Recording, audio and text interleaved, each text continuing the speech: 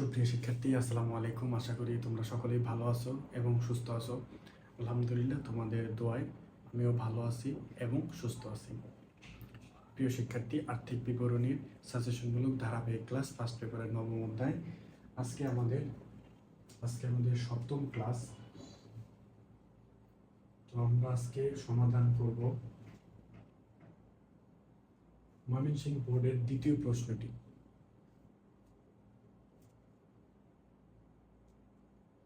তাহলে চলো আমরা ময়মনসিংহ বোর্ড প্রশ্নটি সমাধান করার চেষ্টা করি। বরাবরের মতো প্রথম আমাদের কাজ হচ্ছে রেয়া মিল্কের চুলচেরা বিশ্লেষণ। চুলচেরা বিশ্লেষণ মানে প্রত্যেকটি হিসাব কোথায় যাবে, কেন যাবে না। সো এইগুলো আমাদের যদি আমরা করতে পারি তো আর্থিক বিবরণী একদম পানির মতো হয়ে যাবে। একই হিসাব 90% হিসাব প্রত্যেকটা রেয়া মিলে একই রকম থাকে, কম বেশি। তো আসলে দেখো, প্রথম পদ্মা ট্রেডার্স 2024 সালের 31 ডিসেম্বর। প্রারম্ভিক মজুদ পণ্য, এটি হচ্ছে একটি ব্যয় হিসাব। ক্রয় ও বিক্রয় ভ্যাট সহ পণ্য ক্রয়, ভ্যাট সহ পণ্য বিক্রয়।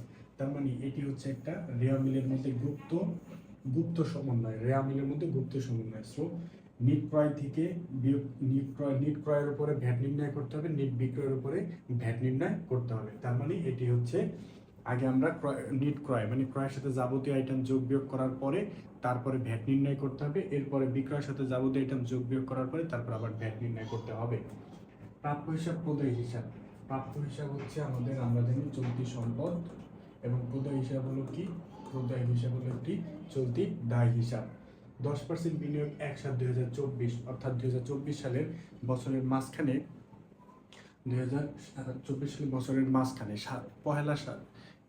পয়লা জুলাই, তাহলে 1 থেকে 6 মাস পরে সপ্তম মাস থেকে বিনিয়োগ শুরু করছে। তার মানে বিনিয়োগের সুদটা হবে কয় মাসে? 6 মাসের, মানে অর্ধেক বছরে। সো দেখো, এটার মধ্যে 3টা আইটেম। প্রথমত 10% বিনিয়োগ 60,000 টাকা, এটি হচ্ছে দীর্ঘমেয়াদী বিনিয়োগে যাবে। এটা একটা আইটেম, রিয়াবিল আইটেমে একবার কাজ হবে। আর এই পার্সেন্টেজ থাকার কারণে এটার মধ্যে একটি সমন্বয় আছে, আর সমন্বয়ের কাজ হবে এবার 2বার। সো এটা সমন্বয়ের কাজটা হলো এরকম: 60,000 টাকা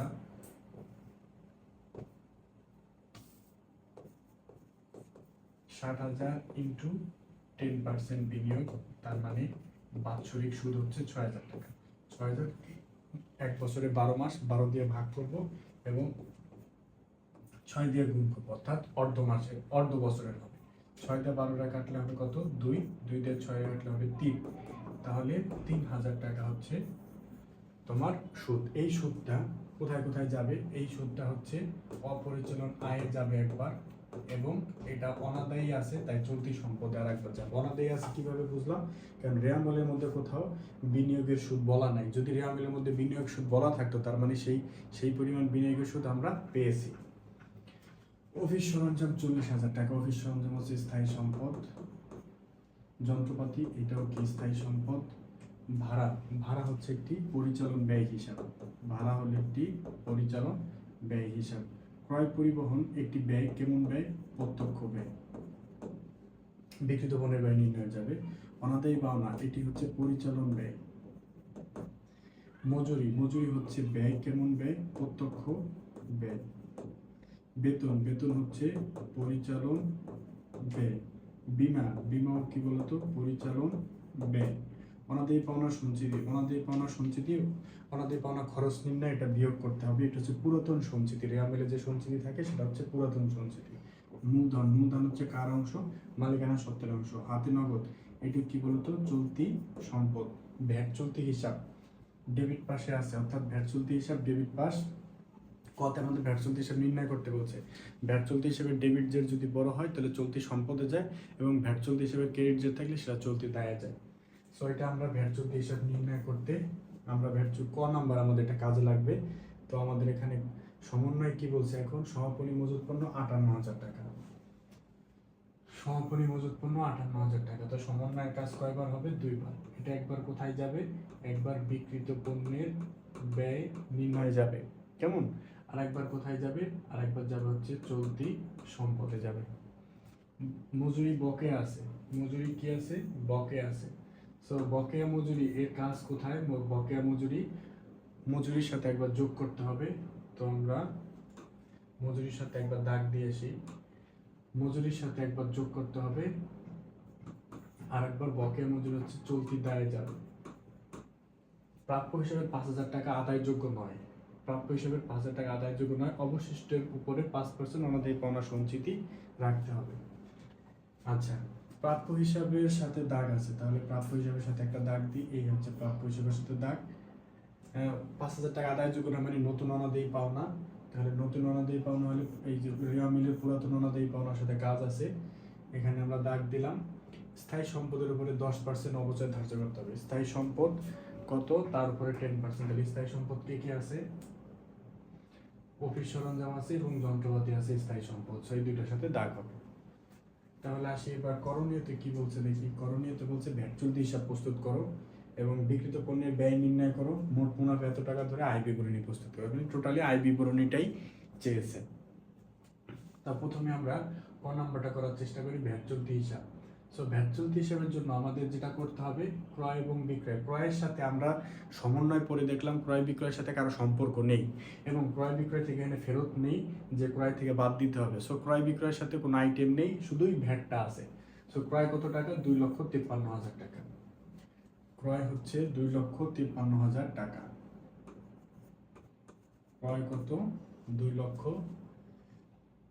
আচ্ছা, ভ্যাট চলতি হিসাবের শুরুতে একটি ভ্যাট চলতি হিসাবের জেড দেয়া ছিল। ভ্যাট চলতি হিসাব শুরুতে একটি জেড দেয়া ছিল, সেটি আমরা যেখানে ছিল ডেবিট পাশে থাকলে ডেবিট পাশে বসাবো, ক্রেডিট পাশে থাকলে ক্রেডিট পাশে। 23,000 টাকা ডেবিট জেড। সো 23,000 টাকা আমরা জেডের ডেবিট পাশে বসিয়ে দেবো। 23,000 টাকা ভ্যাট চলতি হিসাব। এবার ক্রয় ভ্যাট 2,53,000 টাকা। 2,53,000 টাকার উপরে আমরা ভ্যাট নির্ণয় করব। 2,53,000 টাকা ভ্যাট সহ। ভ্যাট সহ মানে কি? পণ্যের মূল্য হচ্ছে 100%। পণ্যের মূল্য কত পার্সেন্ট? 100%। এবং ভ্যাট হচ্ছে 15%। তাহলে ভ্যাট সহ যখন বলবে তখন তার মধ্যে 115%-এর ভ্যালু আছে। সো এই টাকাটা হচ্ছে ভ্যাট সহ। তার মানে এখানে 115%-এর ভ্যালু আছে। 100% হচ্ছে ক্রয় মূল্য প্লাস 15 হচ্ছে ভ্যাট। সো ইন্টু 15 দিয়ে যদি আমি গুণ করি তাহলে কি পাওয়া যাবে? শুধু ভ্যাটের পরিমাণ পাওয়া যাবে। তাহলে 2,53,000 ভাগ 115 ইন্টু 15, 33,000 টাকা হচ্ছে ক্রয় ভ্যাট। 33,000 টাকা হচ্ছে ক্রয় ভ্যাট। তো ক্রয় ভ্যাট কোন পাশে যাবে? ডেবিট পাশে যাবে। 33,000 টাকা। এখানে আমরা লিখব ক্রয় ভ্যাট। ক্রয় ভ্যাট ডেবিটে যায়, বিক্রয় ভ্যাট কেটে যায়। অর্থাৎ ক্রয় যে পাশে যায় ক্রয় ভ্যাটও সেই পাশে যায়, বিক্রয় যে পাশে যায় বিক্রয় ভ্যাটও সেই পাশে যায়। এবার আসি বিক্রয়। বিক্রয় আছে কত? 2,56,500। 2,56,500। ভ্যাট সহ যেহেতু বলেছে তার মানে 100% বিক্রয় মূল্য আর 15% হচ্ছে ভ্যাটের মূল্য। তাহলে টোটাল 115% ভ্যালু এখানে আছে। 15 দিয়ে গুণ করলে কি হবে? সেটা ভ্যাটের পরিমাণ বের হবে।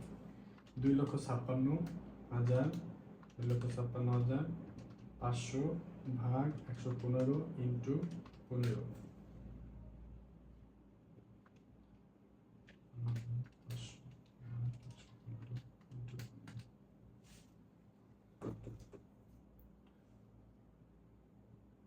তেত্রিশ হাজার 456 টাকা। 33,456 হচ্ছে বিক্রয় ভ্যাট। তো বিক্রয় ভ্যাট আমরা কোন পাশে বসাবো? বিক্রয় ভ্যাট হচ্ছে আমরা ক্রেডিট পাশে বসাবো। বিক্রয় ভ্যাট 33,456 টাকা। ওকে, আগে ছিল ডেবিট জেড, এর সাথে ডেবিটে কি হবে? যোগ হবে। তাহলে 23 এবং 33, 30 আর 20 50, 50 আর 6 56,000। তাহলে এখানে ডেবিট জেড থাকবে 56,000। এই ডেবিটের সাথে ক্রেডিট কি হবে? বিয়োগ হবে। 56 33,456। তাহলে ডেবিটের সাথে ক্রেডিট কি হবে? বিয়োগ হবে। বিয়োগ হয়ে কোন পাশ বড়? ডেবিট পাশ বড়। সো ডেবিট পাশে থেকে যাবে কত টাকা? 22,544 টাকা। তো 22,444 44 টাকা হচ্ছে আমাদের ভ্যাট চলতি হিসাব। ওকে,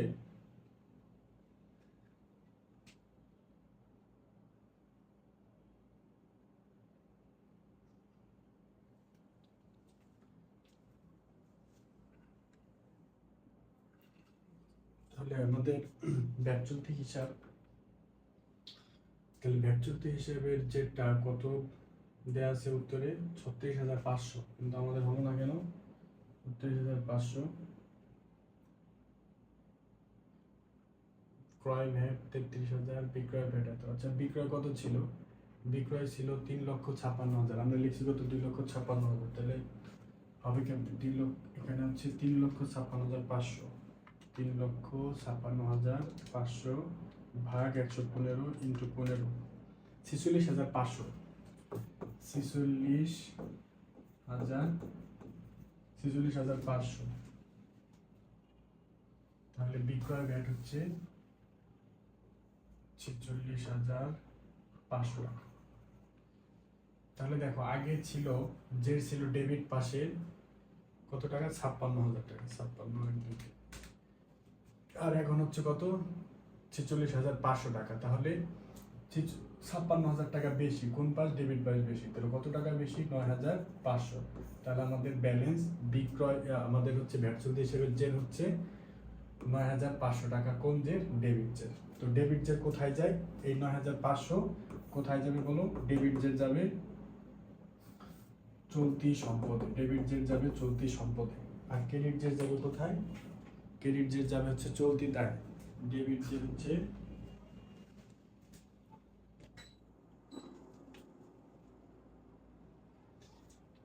ওকে, এখানে উত্তরে ভুল আছে। হ্যাঁ, উত্তরে 36,500 এটা ভুল আছে।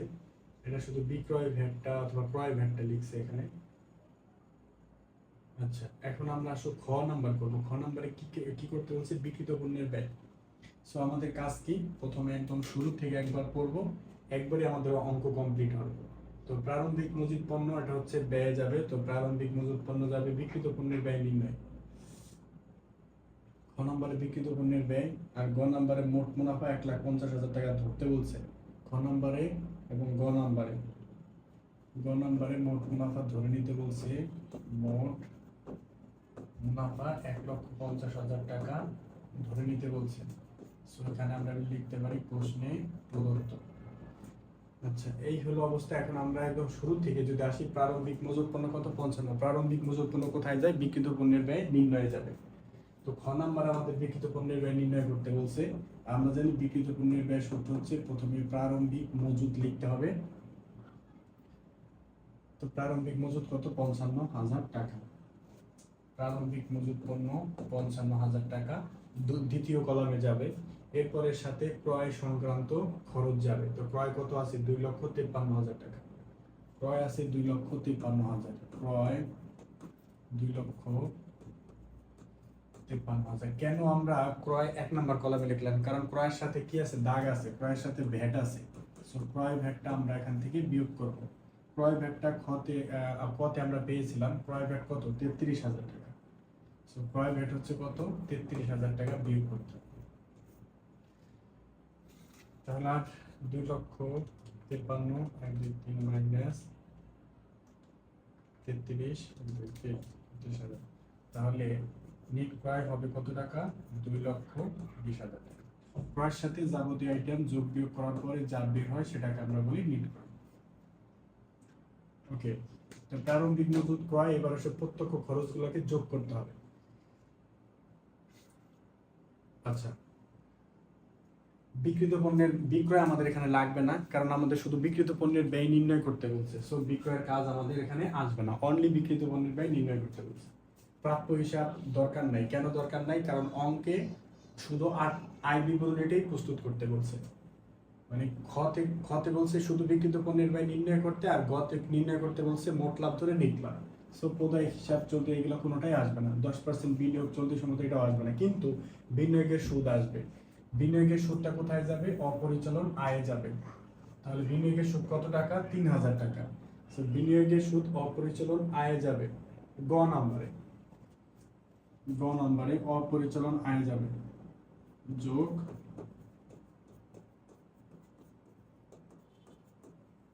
অপরিচালন আয় বিনিয়োগের সুদ কত টাকা? 3000 টাকা। 3 নাম্বার লাস্টে কলাম কেন লিখলাম? কারণ অন্য অপরিচালন আয় নাই, যদি একটাই থাকে এর জন্য 3 নাম্বার কলাম, আর যদি আরো কয়েকটা থাকে তাহলে আমরা 2 নাম্বার কলামে সেটা লিখতে পারি। তাহলে বিনিয়োগের কাজ শেষ। অফিস সরঞ্জাম, স্থায়ী সম্পদ, এখানে আমাদের সম্পদ নির্ণয় করতে বলেনি, ওয়েবসাইটে যাবে না, যন্ত্রপাতি যাবে না, কারণ এটা হচ্ছে স্থায়ী সম্পদ। স্থায়ী সম্পদ এখানে লাগবে না। ভাড়া হচ্ছে পরিচালন ব্যয়, এটা লাগবে 36,000 টাকা ভাড়া। ভাড়া লাগবে, পরিচালন ব্যয় 36,000 টাকা ভাড়া। এখানে আমরা লিখব মোট মুনাফা বাদ পরিচালন ব্যয়। পরিচালন ব্যয়ের মধ্যে ভাড়া, ভাড়া হচ্ছে 36,000 টাকা।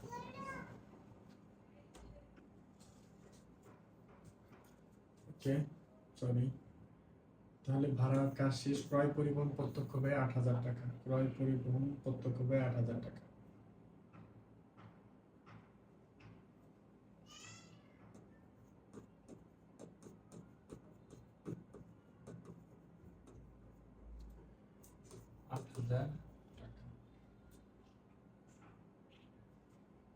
অনাদায়ী পাওনা পরিচালন ব্যয় যাবে কত? 3,000 টাকা। সো অনাদায়ী পাওনা যাবে কোথায়? পরিচালন ব্যয়ের মধ্যে। অনাদায়ী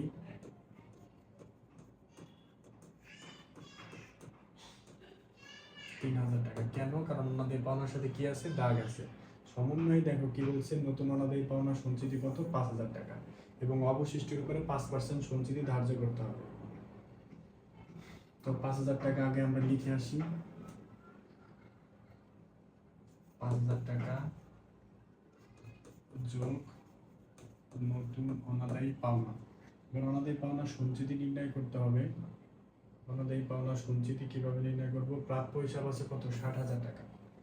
প্রাপ্য হিসাব আছে কত? 60,000। তাহলে 60,000 টাকা মাইনাস নতুন অনাদায়ী পাওনা কি করতে হবে? বিয়োগ করতে হবে। তাহলে কত? 55,000 টাকা অবশিষ্ট প্রাপ্য হিসাব। অবশিষ্ট প্রাপ্য হিসাবে কত পার্সেন্ট দিতে হবে? 5%। 10% কত হবে? 5,500। তার অর্ধেক করলে কত হবে? 2,750 টাকা। কি 5,500 অর্ধেক করলে কত? 5,500 2,750 টাকা। ঠিক আছে, তাহলে নতুন অনাদায়ী পাওনা সঞ্চিতি হচ্ছে 2,750 টাকা। নতুন অনাদায়ী পাওনা সঞ্চিতি কত? 2,750 টাকা। নতুন অনাদায়ী পাওনা সঞ্চিতি 2,750 মাইনাস পুরাতন অনাদায়ী পাওনা সঞ্চিতি। পুরাতন অনাদায়ী পাওনা সঞ্চিতি কোথায় থাকে বলো? রেয়া মিলে। রেয়া মিলে যে সঞ্চিতি থাকে সেটা পুরাতন। কত টাকা? 4,000 টাকা। পুরাতন অনাদায়ী পাওনা সঞ্চিতি হচ্ছে 4,000 টাকা। তাহলে 10,750 10,750 মাইনাস 6,750।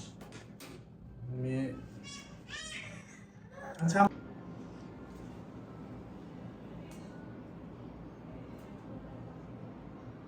ওকে, তাহলে আমাদের পাওনা খরচ। এরপরে দেখো ক্রয় পরিবহন 8,000 টাকা প্রত্যক্ষ খরচে আমরা নিয়েছি। ওনাদের পাওনা মজুরি, মজুরির দাগ আছে 22,000 টাকা। মজুরির সাথে দাগ আছে।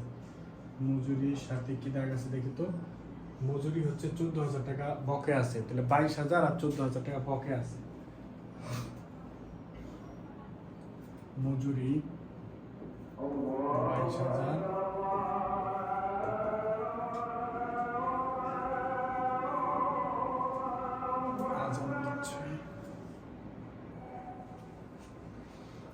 তাহলে মজুরি ছিল, মজুরি 22,000 টাকা যোগ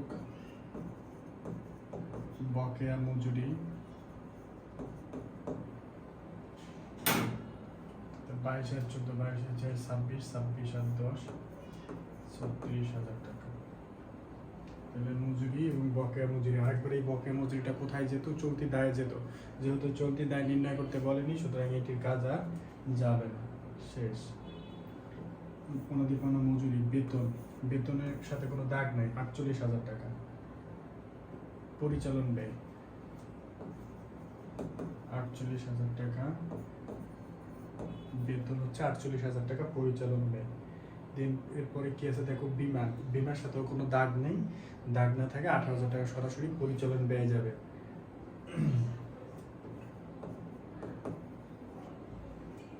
বিমা খরচ 18,000 টাকা সরাসরি পরিচালন ব্যয়। রেওয়ামিলের কাজ কয়বার হয়? একবার হয়।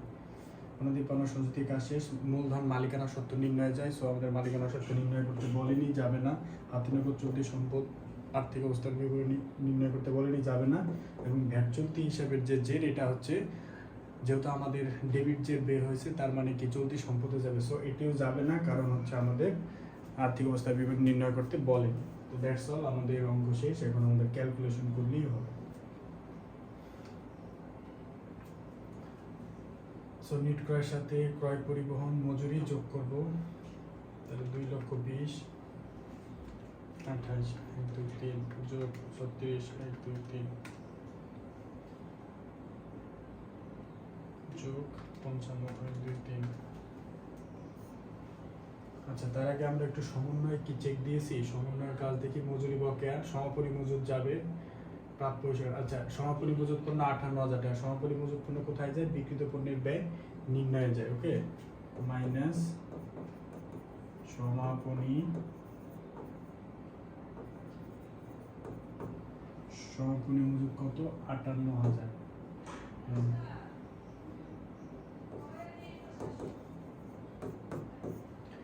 সো ইকুয়ালস টু বিক্রিত পণ্যের ব্যয়। তখন এখানে যোগ করলে কত হয়? 3,19,000 টাকা। এই 3,19,000 টাকা প্রারম্ভিক মজুদের সাথে কৃত পণ্যের ব্যয় যোগ করলে এটার নাম হচ্ছে বিক্রয় যোগ্য পণ্যের ব্যয়। বিক্রয় যোগ্য পণ্যের ব্যয়। প্রারম্ভিক মজুদের সাথে নিট ক্রয় এবং আনুষঙ্গিক খরচ যোগ করলে বিক্রয়যোগ্য, এবং বিক্রয়যোগ্য থেকে সমাপনী মজুদ পণ্য বাদ দিলে বিক্রিত পণ্যের ব্যয় বের হবে কত টাকা? 2,61,000 টাকা হচ্ছে আমাদের বিক্রিত পণ্যের ব্যয়।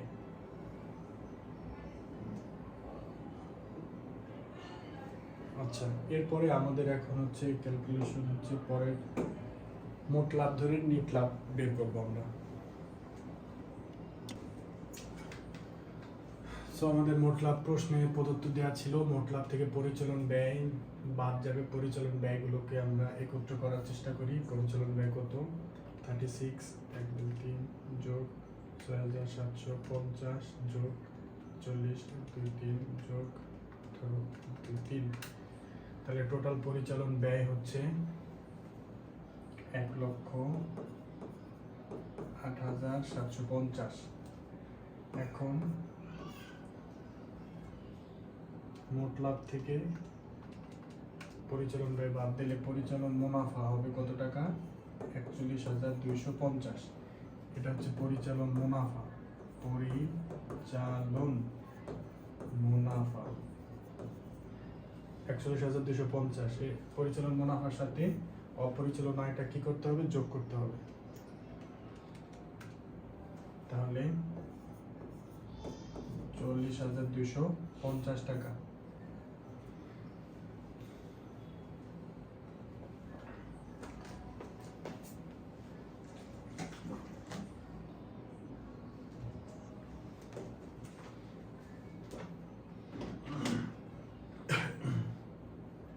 তাহলে হচ্ছে আমাদের আচ্ছা, আমরা একটু অঙ্কটা করতে আসলে ক্লাসটাতে বেশ কয়েকবার ডিস্টার্ব ফিল হয়েছে। আমার মেয়েটা অনেক ছোট, বারবার ক্লাসের দরজার আসি আর কি, বারবার ডাকে, বারবার ক্লাসটা আসলে হয়ে যাচ্ছে। আচ্ছা, আমাদের সমন্বয়ের কাজটা ঠিকমতো করেছি কিনা? 1 নম্বর সমাপনী মজুরির কাজ, প্রাপ্য হিসাবের কাজ। ও আচ্ছা, এই 4-এর কাজ কিন্তু আমরা এখনো করিনি। 10% অবচয়, স্থায়ী সম্পত্তি 10% অবচয় আমরা ধার্য করি না। অবচয় কোথায় যাবে? পরিচালন ব্যয়।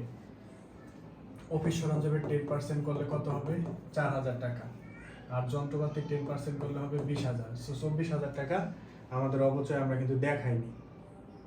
পরিচালন ব্যয় 24,000 টাকা যাবে। সো আমাদের তাহলে হিসাব নিকাশ ঠিক নেই, হিসাব নিকাশ পুনরায় করতে হবে।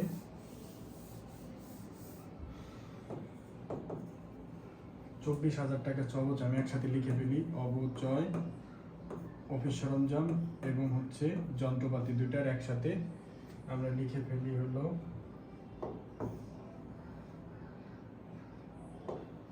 24,000 টাকা।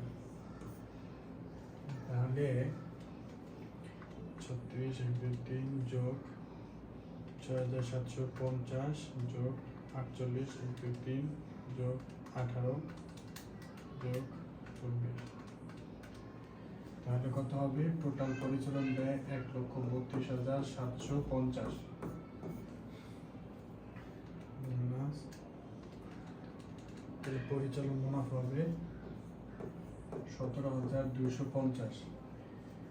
এর সাথে অপরিচালন আয় একটাই আছে 3,000 বিনিয়োগের সুদ, তাহলে যোগ করলে হবে কত? 20,250 টাকা হচ্ছে নিট মুনাফা।